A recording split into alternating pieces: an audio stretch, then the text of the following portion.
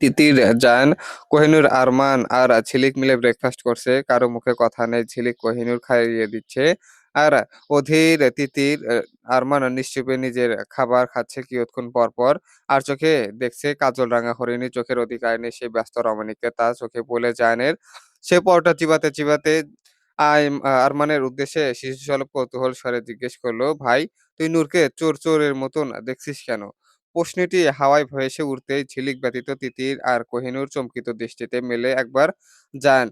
তো আরেকবার আরমানের পানে তাকায়। এদিকে ভাইয়ের কথায় আরমান হা হয়ে যায়। বিস্ফোরিত দৃষ্টিতে তাকায় জায়ানের দিকে। আজ ভাইয়ের কারণে আরমানের ইজ্জত যাবে ভেবেই আরমান একটা শুষ্ক ঢোক গিলে ততপরে নিজেকে সংযত করে বলল, "এমন কিছু না ভাইয়া।" যার এধার-ওধার নিজের মস্তক দোলায়। "নো, তুই মিথ্যা বলছিস কেন? আমি দেখেছি তুই চোরের মতন নূরকে দেখছিলি।" আরমান কোনো কথা খুঁজে পেল না। চোর ধরা পড়ে যাওয়ায় মতন মুখ করে বসে আছে। ঝিলিককে খাওয়াতে, খাওয়াতে কোহিনূর কটাক্ষ ভরা স্বরে বলল, "ওটাই পারবে সে, নিরামিষ পুরুষ।" তার মানে তড়িৎ গতিতে আরমান তড়িৎ গতিতে দৃষ্টিপাত করল কোহিনূরের দিকে। কথাটা যেন তার ইকোতে লাগলো। সোজা হয়ে বসল আরমান। কণ্ঠে মিশ্রিত আছে ঔদ্ধত্যপূর্ণ আভা। নিরামিষ পুরুষ হলে এক বাচ্চার বাপ হতে পারতাম না। আরমানের কথাটুকু কর্ণপাত হতেই কোহিনূর থতমত খেয়ে যায়। মুহূর্তের ব্যবধানে তার গলদয়ে রক্তিম আভা ছড়িয়ে পড়ে। এদিকে আরমানের কথায় তিতির ঠোঁট টিপে হাসে। তার দৃষ্টিগোচর হতেই কোহিনূরের লজ্জার মাত্রা বৃদ্ধি পায়।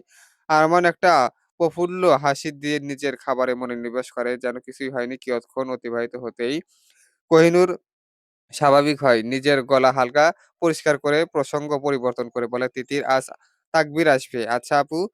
তারপর আরমান নিজের ভ্রুযুগল কিঞ্চিৎ কুঁচকে আওড়ালো, "তাকবীর? তোমার ফুফাতো ভাইটা না?" কোহিনূরের মুখে উত্তর দিল না, কেবল নিজেকে নিজের মস্তক নাড়ালো। আরমান এবার নড়েচড়ে বসে আবার জিজ্ঞেস করে, "ও হঠাৎ আসছে যে?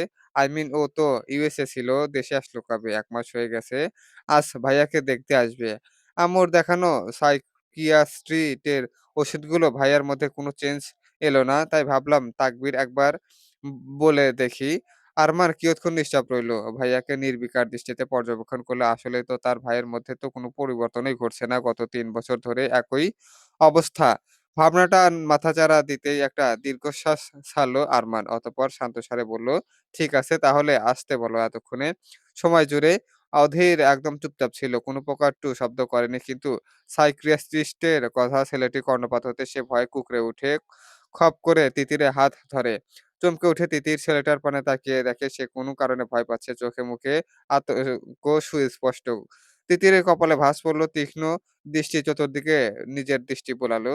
না, এমন কিছু তো নেই যা দেখে জায়ান এত ভয় পাবে। তাই বিমূঢ় কণ্ঠে শুধায়, "কি হইছে? ভয় কেন পাচ্ছেন অধীর?" জায়ান তিতিরের শক্ত হাত শক্ত করে ধরে ঠোঁট উল্টে বলে, "তিতির বউ, সাইকিয়াট্রিস্ট না। প্লিজ, ওরা পচা। আমায় পচা, পচা ওষুধ দেয়" বলে শব্দ করে কেঁদে ওঠে জায়ান। সঙ্গে, সঙ্গে ডাইনিং রুমের পরিবেশের মধ্যে পরিবর্তন তৈরি হয়। চতুর্দিকে জায়ানের কান্নার শব্দে ভারী হয়ে ওঠে। জায়ানকে কান্না করতে দেখে আরমান নিজের খাবার রেখে দ্রুত তার দিকে এগিয়ে এসে একটা চেয়ার নিয়ে ভাইয়ের সন্নিকটে বেশে বসে আসে। তিতির একেবারে কোমল স্বরে বলে, "অধীর, আমার দিকে তাকান।" কিন্তু অধীর তাকায় না। শ্বাসরুদ্ধকর কান্নায় জর্জরিত গলায় বলে, "ওরা ভালো না। ওকে আসতে বারণ করে দাও।" আরমান জায়ানের কাঁধে হাত রাখে। আস্তে করে ভাইয়াকে নিজের থেকে ঘুরিয়ে দেয়। আশ্বাস দিয়ে উচ্চারণ করে, "কেউ তাকে পচা ওষুধ দেবে না। আরে ও তো তাকবীর, ও কেন তোকে পচা ওষুধ দিতে যাবে? শান্ত হ ভাইয়া।" এই বলে আরমান আর তিতির মিলে জায়ানকে সামলানোর চেষ্টা করে। এদিকে ঝিলিক মায়ের কোলে উঠে তার বড় পাপার কান্না দেখে নিজেও কান্না করে দেয়। কোহিনূর মেয়েটিকে নিজের বুকের সাথে শক্ত করে জড়িয়ে ধরে রেখেছে। উদ্বিগ্নতায় রমণীর মুখায়বয় ফ্যাকাশে হয়ে উঠেছে। ঝিলিকের কান্নার শব্দ শুনতে অধীর থমকে যায়। ধীরলয়ে নিজের মাথা ঘুরিয়ে তাকায় ঝিলিকের পানে। তার কাঁপা, কাঁপা কণ্ঠে আওড়ায়, "ঝিলি বুড়ি, তুমি কাঁদছো কেন?" অধীরের ডাকে ঝিলিক মুখ তুলে তাকায় জায়ানের পানে। কান্নার ফলে ছোট্ট মেয়েটার ধবধবে মুখায়বয়ব লালচে হয়ে উঠেছে। ও আস্তে মায়ের কোল থেকে নেমে গুটি, গুটি পায়ে এগিয়ে আসে জায়ানের সম্মুখে। চেয়ারের উপর ভর করে উঠে জায়ানের কোলে বসে আর শিশুসুলভ নিষ্পাপ কণ্ঠে বলল, "বড় পাপা, তুমি কেঁদো না। তুমি কাঁদলে ঝিলিভুড়ি কত্ত কত্ত হয়।" ছোট্ট মেয়েটার শিশুসুলভ কণ্ঠে বলা নিষ্পাপ কথাগুলো শুনে মুহূর্তেই অধীরের কান্না পুরোপুরি থেমে গেল। সে আলতো করে ঝিলিককে নিজের বুকের সাথে জড়িয়ে নেয় আর শ্রিয়মাণ হয়ে আশার স্বরে বলে, "আচ্ছা কাঁদবো না। তুমিও কেঁদো না। আমি তোমাকে আমার সবগুলো চকলেট দিয়ে দেব। তবুও কেঁদো না।" ঝিলিক মুখ উপুড় করে তাকালো জায়ানের মুখের পানে। তদুপরি নিজের তুলতুলে ছোট্ট হাত দিয়ে জায়ানের লোচন থেকে গড়িয়ে পড়া অশ্রুকণা মুছে দিল। আর জায়ানের গলায় গাল একটা চুমু দেয়।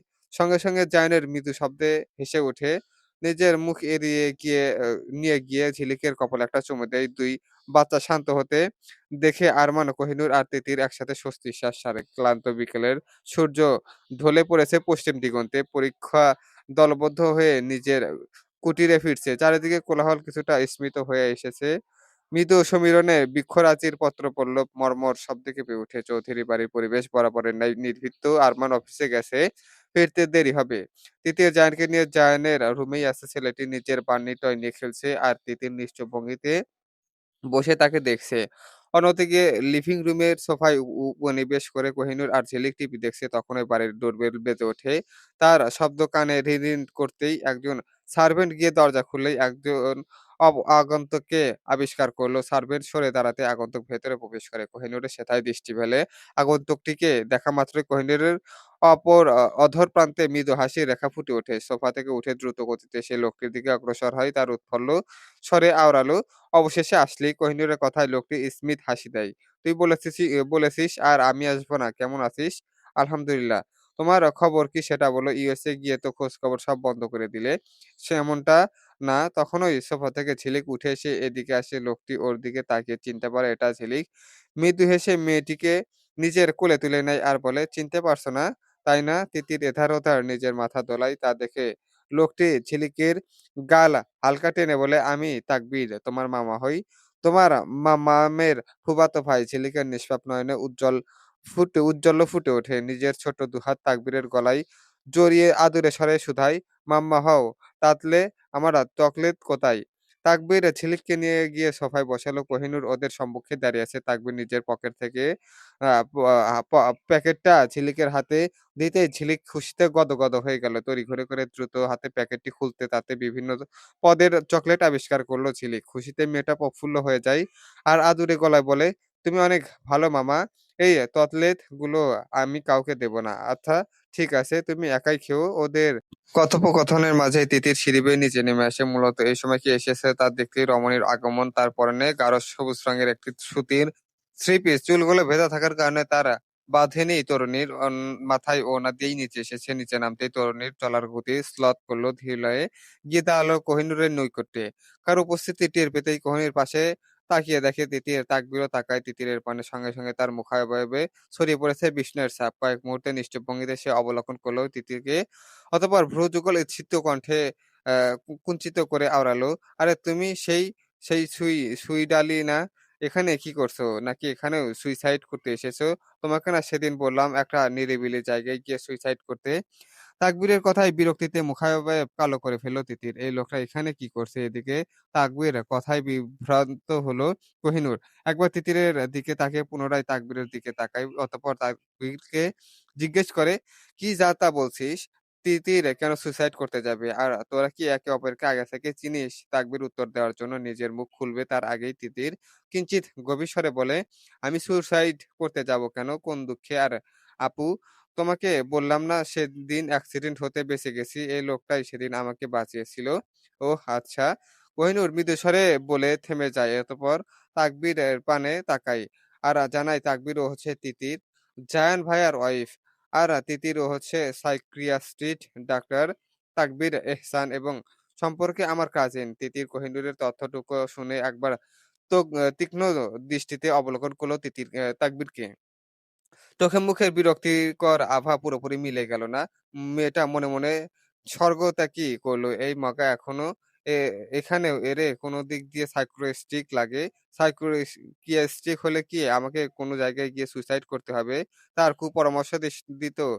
ভাবনাটুকু নিজের মস্তিষ্কে দমিয়ে রেখে তিতির আধরে এক টুকরো মৃদু জোরপূর্বক হাসি টেনে আনলো। এদিকে তিতিরের পরিচয় জেনে মুখাবয়বে ১ম এ বিস্ময় ছড়িয়ে পড়লেও পরক্ষণেই পানসে ভাব নিয়ে চলে আসলো তানভীরের। ফোঁস করে শ্বাস ছেড়ে কোহিনূরের পানে দৃষ্টিপাত করল। "আচ্ছা এবার বলো কেন ডেকেছে? আগে বস, কিছু খা, তারপর আস্তে, আস্তে বলবো।" তাকবীর এধার ওধার মাথা হালকা নাড়ে। না আজকে তো হবে না। এখান থেকে আবার হসপিটালে যেতে হবে। তুই বলাতেই সব ছেড়ে ছুড়ে এসেছি। কোহিনূর তাকায় তিতিরের দিকে। চোখের ইশারায় তিতিরের কথা বলে। তিতির ইস্ততস্ত হয়ে পড়ে।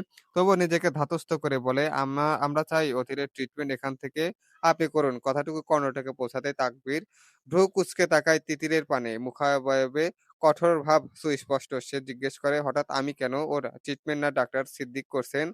উনি অনেক ভালো সাইকিয়াট্রিস্ট উনাকে ছেড়ে আমাকে কেন বলছো? আর উনার ট্রিটমেন্টে এতদিনে তো চায়না সুস্থ হয়ে যাওয়ার কথা। তাকবীর প্রশ্নটি শুনে তিতির ফুঁস করে একটা দীর্ঘশ্বাস ছাড়ল। মাথার ওড়না ঠিক করতে নিরাশ কণ্ঠে জানায়, উনার ট্রিটমেন্টে সুস্থ হওয়ার বদলে অধীরের কন্ডিশন আরো বেগতিক হয়ে যাচ্ছে। উনি যে মেডিসিনগুলো অধীরকে খাওয়ানোর জন্য দিয়েছিলেন সেগুলো খাওয়ানোর পর অধীর উগ্র আচরণ করে উন্মাদ হয়ে ওঠে। তাই আমি ওষুধগুলো খাওয়ানো বন্ধ করে দিয়েছি। প্রতিটা কথা মনোযোগ দিয়ে শুনলেন তাকবীর।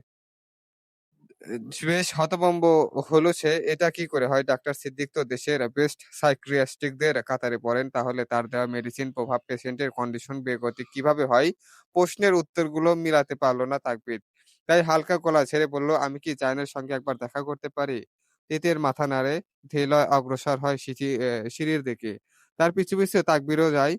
রুমের দরজার সামনে দাঁড়াতে তিতির একবার তাকবীরের প্রাণে তাকায়। লোকটার মুখাবয়বে তীক্ষ্ণ সুস্পষ্টতা। তিতির দরজাটা খুলতেই বিছানায় জায়ান্টকে আবিষ্কার করল, যে নিজের বার্নি টয় নিয়ে খেলছে। দরজা খোলার ক্যাটক্যাট শব্দে জায়ান নিজের দৃষ্টি স্থির করল সেদিকে। তিতির দেখে মৃদু হাসি দিয়ে শিশুসুলভ কণ্ঠে শুধায়, "তিতির বউ, তুমি কোথায় ছিলে তুমি? আমি কখন থেকে অপেক্ষা করছি তোমার জন্য" বলেই গাল ফুলিয়ে উঠে শিশুসুলভ আচরণে তাগড়া পুরুষটি। তিতির মনস্থ গতিতে তার নিকট এগিয়ে তার সম্মুখে দাঁড়ায় আর কোমল স্বরে বলে, "রাগ করছেন কেন? আমি এসেছি তো। এই দেখুন আপনার সাথে কে দেখা করতে এসেছে।" তিতির রের ইশারায় জায়ান দরজার দিকে তাকাই। দেখতে পাই তাকবীর অবিচল ভঙ্গিতে দাঁড়িয়ে আছে। জায়ানের আচরণ বাচ্চার মতো হলে মস্তিষ্কের চেতনা শক্তি এখনো পূর্বের নাই। তাকবীরকে চিনতে পেরেছে সে। তাই দ্রুত তিতিরের কোমরে নিজের দুহাত জড়িয়ে নিজের মুখ গুজে দিয়ে তিতিরের উদ্রে আতঙ্কিত অতর্কিত ঘটনায় তরুণী চমকে ওঠে। তার সঙ্গে তাকবীরও। মুহূর্তে এই বেশ অস্বস্তিকর ঠেকলো তাদের কাছে। কিন্তু জায়ান তা বোঝার মতন অবস্থাতে তো নেই। সে বিড়বিড় করে বলে, "ওকে চলে যেতে বলো তিতির বউ।" তাকবীরও, "আমাকে পচা ওষুধ দেবে, আমি খাবো না কোনো ওষুধ। ওকে যেতে বলো।" বাচ্চাদের মতন জেদ ধরে বসে পুরুষটি। যা দেখে তিতির আর তাকবীর একে অপরের দিকে চোখাচোখি করে। অতঃপর তাকবীরের কাছে এসে জায়ান আশ্বস্ত করার ভঙ্গিতে বলে, "জায়ান, বিলিভ আমি তোকে কোনো পচা ওষুধ দেব না। জাস্ট তোকে কিছু প্রশ্ন জিজ্ঞেস করব আর তুই উত্তর দিবি ব্যাস।"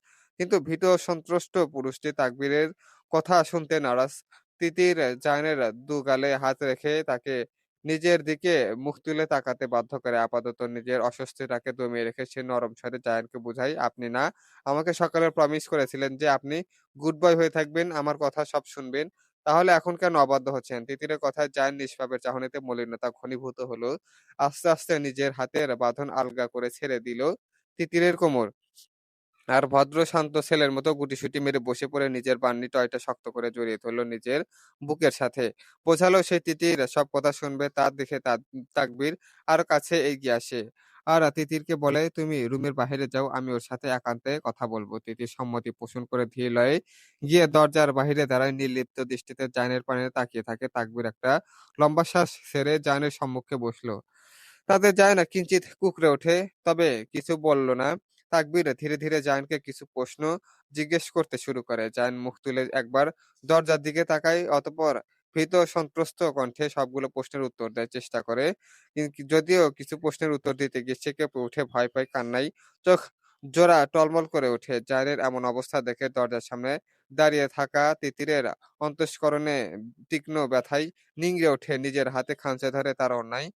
তার মন আর কৌতূহলী মস্তিষ্কের মধ্যে সংঘর্ষ চলছে। তিতিরের মন বলছে তাকবীরকে থামিয়ে দিতে, তাতে চলে যেতে বলতে। প্রয়োজন নেই অধীরের সুস্থ হওয়ার। সে সারা জীবনের জন্য অধীরকে এভাবে পাগল মানসিক ভারসাম্যহীন স্বামী হিসেবে গ্রহণ করতেও রাজি। তবুও ছেলেটি যেন কষ্ট না পায়। পরক্ষণেই তিতিরের মস্তিষ্কে হাবিব চৌধুরীর বলা কথাগুলো ঝনঝন শব্দে প্রতিধ্বনিত হতে শুরু করে। অধীরকে সুস্থ হতে হবে, সকল রহস্য থেকে ওই ভারী পর্দা সরাতে হবে, তানজিলা বেগমের আসল অভিসন্ধি জানতে হবে, সকল রহস্যের জোট খুলতে হলে অধীরের সুস্থ হওয়াটা আবশ্যক। ভাবনাটুকু মস্তিষ্কে আসতেই তরুণী নিজেকে সংবরণ করে নিল। তার অন্তরে ব্যথাগুলোকে ধামাচাপা দিয়ে দিল। নিরুপায় চাহনিতে তাকিয়ে আছে অধীরের ভীত সন্ত্রস্ত মুখের পানে কিয়ৎক্ষণ অতিবাহিত হতেই তাকবীর রুম থেকে বেরিয়ে এসে সঙ্গে জায়নের চাদর মুড়িয়ে নিজেকে গুটিয়ে ফেলে বিছানায় তিতির তার কাছে যেতে এক পা বাড়াতেই তাকবীর পাশ থেকে গভীর স্বরে বলে, "নিচে এসো।" এই বলেই তাকবীর সেখান থেকে চলে গেল। তিতির ফোঁস করে শ্বাস ছাড়ল। জায়ানকে উদ্দেশ্যে বাক্য ছেড়ে দেয়, "ভয় পাবে না অধীর, আমি এখনই চলে আসবো।" তা বলেই তরুণী দ্রুত পায়ে সেখান থেকে চলে গেল। সে চলে যেতেই দরজাটা ক্যাটক্যাট শব্দে বন্ধ হয়ে যায়। ক্লান্তিময় বিকেলে অবসান ঘটিয়ে গেধুলির কমলা লাল আলোয় রঙিয়ে উঠল অন্তহীন অম্বর। তেজহীন দিবাকর ইতিমধ্যেই সম্পূর্ণরূপে ঢলে পড়েছে পশ্চিম দিগন্তের অন্তিম প্রান্তে। পক্ষীরা কুঞ্চন তুলে সারিবদ্ধ হয়ে উড়ে চলেছে তাদের গন্তব্যে। শোকদিম্মা সমীরণের মৃদু ছায়ায় পত্রপল্লব শিউরে উঠেছে ব্যস্ত নগরের সড়ক জুড়ে যানবাহনের সরাসরি বাড়ি ফেরার তাগিদে সকলের মন উৎকণ্ঠিত। চৌধুরী বাড়ির লিভিং রুমের সোফায় বসে আছে তিতির আর কোহিনূর। তাদের সম্মুখে অবস্থান করছে তাকবীর। পুরুষটির স্নাব মুখাবয়বে জুড়ে বিস্তার করছে গভীরতা। দীর্ঘক্ষণের নীরবতা কক্ষ জুড়ে বিরাজ করছে অস্বস্তিকর আবহাওয়া। তদুপরি তাকবীর মুখ খুলল, শুধু মেডিসিনে কাজ হবে না, সেই সাথে থেরাপিও দিতে হবে। কি ধরনের থেরাপি? কৌতূহলী কণ্ঠে জিজ্ঞেস করল তিতির। তার প্রশ্নে তাকবীর নির্লিপ্তভাবে একবার নিজ পর্যবেক্ষণ করল জায়নের পূর্বের রিপোর্টগুলো। অতঃপর শান্ত কণ্ঠে বলল, "জায়নের ট্রিটমেন্ট আমাদের নতুন করে শুরু করতে হবে। এতদিনে ওকে যে মেডিসিনগুলো দেওয়া হয়েছিল সেগুলোর অবস্থার জন্য একদমই উপযুক্ত ছিল না। বরং ভুল মেডিসিনের কারণে ওর মানসিক অবস্থার উপর ইতিমধ্যে বিরূপ প্রভাব পড়েছে। তাই এখন ওষুধের পাশাপাশি নিয়মিত ট্রমা ফোকস থেরাপি আর কগনিটিভ বিহেভিয়ার থেরাপি দিতে হবে। ও অস্থির হয়ে পড়লে রিল্যাক্সেশন আর গ্রাউন্ডিং টেকনিকও কাজে লাগাবেন। তবে সবচেয়ে জরুরি হলো ওকে কোনো কিছুতেই জোর করা যাবে না। ওর সাথে সবসময় সদয় ও কোমল আচরণ করতে হবে যাতে ও নিজেকে নিরাপদ মনে করে।" বলেই থামল তাকবীর। একবার তিতিরের দিকে নির্লিপ্ত দৃষ্টিতে তাকিয়ে বোঝার চেষ্টা করল সে তাকবীরের কথাগুলো বুঝেছে কিনা। তিতির সঙ্গে বলল, "আচ্ছা, আমি বুঝতে পেরেছি।" তাকবীর মাথা নাড়ল আর বলল, "গুড।" দোতলার রেলিং ধরে দাঁড়িয়ে আছে অধীর। তার বার্নি টয়টি এত শক্ত করে আঁকড়ে ধরেছে যেন এখনই ছিঁড়ে দুখণ্ড হয়ে যাবে। তার নিষ্পাপ কৃষ্ণাভ চাহনিতে ভয়ংকর ক্রোধের দাবানল ছড়িয়ে পড়েছে। তার অন্তরে দাউ করে আগুন জ্বলছে। জান নিজেও জানে না এর কারণ। তবে তার শিশুসুলভ মস্তিষ্কে এতটুকু বুঝতে পেরেছে তিতিরকে তাকবীরের সাথে কথা বলতে দেখে তার কষ্ট হচ্ছে। বক্ষ গহ্বর চিনচিন ব্যথায় কেঁপে উঠছে। অসহ্য হচ্ছে। তাকবীর জায়ানের ট্রিটমেন্টের কথা ছেড়ে এবার সাধারণ কথোপকথন শুরু করে। তিতির আর কোহিনূরও তার সঙ্গে বলতে আর তাকবীর ঈষৎ হেসে ওঠে। তার উপর থেকে দৃষ্টিগোচর হয় না জায়ানের। মস্তিষ্কে যেন অগ্নিকাণ্ডের লোহিত শিখা প্রজ্বলিত হয়ে ওঠে। অন্তঃস্করণের অদৃশ্য রক্তক্ষরণ শুরু হয়। জায়ান বুঝতে পারছে না তার এমন অনুভূতি কেন অনুভব হচ্ছে। শিশুসুলভ ক্রোধান্বিত কণ্ঠে ছেলেটি আপনা আপনিই বিড়বিড়ালো, "এই ডাক্তার এত পটর করছে কেন আমার তিতির বউয়ের সাথে? ওর বাবা আবার হাসছেও। একেও স্টেপ মাম্মার মতো সুইমিং পুলে ফেলে দিতে হবে।" এই বলে নিজের বার্নি টয়টা মুচড়ে ধরল জায়ান আর দ্রুত সেখান থেকে চলে গেল তাকবীর। চলে গেছে প্রায় মিনিট ১৫ হবে। তিতির কোহিনূরের সাথে জরুরি কথা শেষ করে রুমের দিকে হাঁটা শুরু করে। জায়ান নিশ্চয়ই তার জন্য অপেক্ষা করছে। ছেলেটার অসহায়ত্বে ভারী মুখখানা তিতিরের দৃষ্টিপটে ভেসে উঠেছে। তরুণী নিজের হাঁটার গতি বাড়িয়ে দেয়। করিডোরে পেরিয়ে রুমের সামনে আসতে তিতিরের দ্রুত দরজাটা খুলে ভেতরে প্রবেশ করতেই দেখতে পাওয়া যায় জায়ানের বিছানায় পাশে ফ্লোরে বসে আছে। কিঞ্চিত অবাক হয়ে তরুণী জায়ানকে তো সে বিছানায় গুটিয়ে শুয়ে থাকতে বলেছিল। তাহলে কখন ফ্লোরে বসলো সে এতক্ষণ? আর কিছু ভাবল না তরুণী দ্রুত এগিয়ে গিয়ে জায়ানের সামনে বসতেই মেয়েটি চমকে উঠল।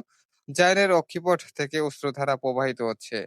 সর্বাঙ্গ থরথর করে কাঁপছে। কান্নার ফলে তার মুখাবয়ব লালচে হয়ে উঠেছে। অধীর নিজের বার্নি টয়টি শক্ত করে আঁকড়ে ধরে বসে আছে যেন এটির উপর নির্ভর করছে তার বচা মারা। অধীরের হঠাৎ এমন অবস্থা তিতিরকে বিচলিত করে তুলল। সে অধীরের কাঁধে হাত রেখে সচেনহে আওড়ালো, "কি হয়েছে আপনার? কাঁদছেন কেন?" তিতিরের কণ্ঠস্বরে কর্ণগোচর হতে জায়ানের কান্নার বেগ বৃদ্ধি পেল। সে দৃষ্টি তুলে তাকালো তিতিরের পানে। সঙ্গে তিতিরের বুকের ভেতরটা ধুক করে উঠল। ছেলেটার চোখে সুস্পষ্ট আতঙ্ক রেখা ভাসছে, কিন্তু তার সাথে আরো কিছুর তীব্র ঝলকানি তিতির দেখতে পাচ্ছে। কিন্তু তার সীমাবদ্ধ মস্তিষ্ক তা বুঝতে পারছে না। জায়ান তিতিরের দুগালে হাত রাখলো আলতো করে। অথচ দৃঢ়ভাবে চেপে ধরে ক্রন্দনরত কণ্ঠে বলে তিতির বউ, "তুমি শুধু আমার বউ, তাই না? তাহলে কেন পচা তাকবীরের সাথে হাসছিলে? তুমি শুধু আমার আর ঝিলিক বুড়ির সাথে হাসবে, আর কারো সাথে না, কারো সাথে না।" সঙ্গে বিস্ময় আবির্ভূত মুখাবয়বে জায়ানকে পরখ করল তিতির। ছেলেটার এমন কথা যেন তিতিরের মস্তিষ্কে কোনোভাবেই গ্রহণ করতে পারছে না। জায়ান কি মতো থাকতো তাহলে ঈর্ষা হওয়াটা স্বাভাবিক ছিল। জায়ানের মানসিক অবস্থা এমন আ আ এমন চিন্তাভাবনা ভীষণ বেমানান ও অদ্ভুত। তার সবচেয়ে অবাক করা বিষয় হলো জায়ান জানলো কিভাবে তিতির তাকবীরের সাথে হেসে কথা বলছিল। এদিকে জায়ানের তো কোনো কিছুরই পরোয়াই নেই। সে আকুল চাহনিতে তাকিয়ে আছে তিতিরের মুখে। তিতির একটা ঘন শ্বাস ছেড়ে নিজেকে সংযত করল। সম্য দৃষ্টিতে জাইনের চোখে চোখ রাখল। মেয়েটার আম্বার বাদানি নয়নজোড়া আবদ্ধ হলো কন্দ্ররত জায়ানের কৃষ্ণাব্য নয়নে। মেয়েটা সম্পূর্ণ শান্ত কমলতার আদলে মিশ্রিত কণ্ঠে জানায়, "তিতির বউ তো শুধু আপনার। সে হাসলেও আপনার আর কাঁদলেও আপনার।" জায়ানের কান্নার মাত্রা ঈষৎ কমে এসে সে নিষ্পাপ মিশ্রিত স্বরে শুধায়, "সত্যি? হুম, সত্যি।" এই বলে তিতির জায়ানের চোখ জল মুছে দেয় পরম যত্নে। "তাই এখন কান্না বন্ধ করুন আর নিজের এই নিষ্পাপ কোমল হৃদয় ওই ঈর্ষা জাগানোর ভাবনাগুলো দূরে সরিয়ে দিন। কারণ আপনার তিতির বউয়ের শেষ গন্তব্য আপনার জন্য সীমাবদ্ধ।" তিতিরের পুরো কথাগুলো বুঝতে পেরেছে কিনা তা তিতির জানে না। তবে সে যে কথাগুলো উচ্চারণ করেছে তার একটাও মিথ্যা নয়।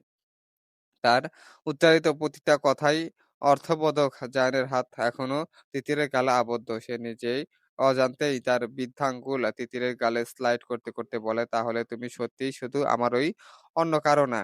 তার চোখে আবারও শিশুসুলভ নিশ্চয়তা ফুটে ওঠে। তিতিরের গালে আঙ্গুল বুলাতে জায়ান মৃদু স্বরে বলে, "তাহলে আমি আর কাঁদব না। তুমি যখন আমার কাছে থাকো তখন আমার ভয় লাগে না। তুমি কিন্তু আমাকে ছেড়ে কোথাও যাবে না তিতির।" তিতির মৃদু হাসলো আর জোরে বলল, "হ্যাঁ, আমি শুধু আপনার কেবলই আপনার তিতির বউ। কিন্তু আপনাকেও একটা কথা দিতে হবে।" জায়ান নড়েচড়ে বসে শিশুসুলভ কৌতূহল কণ্ঠে জিজ্ঞেস করে, "কি কথা? বলো।"